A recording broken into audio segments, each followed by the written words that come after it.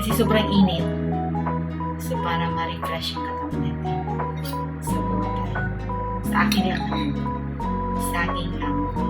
Tsaka, isang saging, tapos half na papaya. So, umpisahan natin magawa ng smoothie shake. Lagay ko na yung papaya at tsaka yung saging. Tapos lagyan natin ng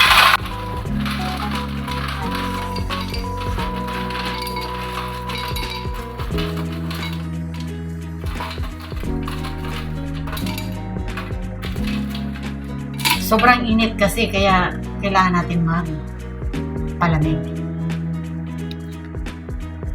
Umpisahan na natin mag-smoothie shake.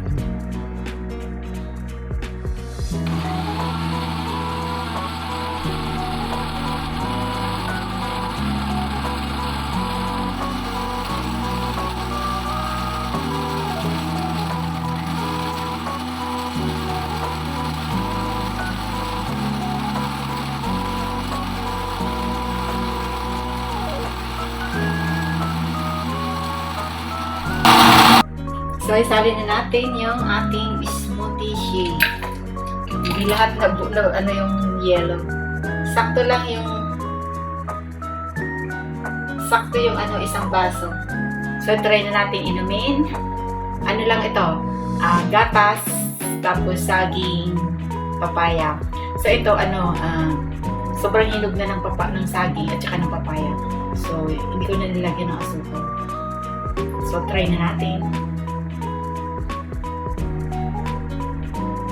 Diba, sakto lang. Sakto yung tamis niya.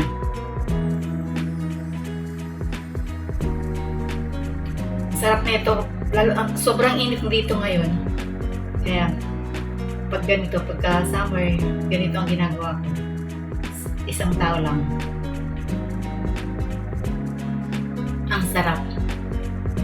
Try nyo guys maggawa ng smoothie shake. Kahit ano pwede, kahit anong prutas, depende.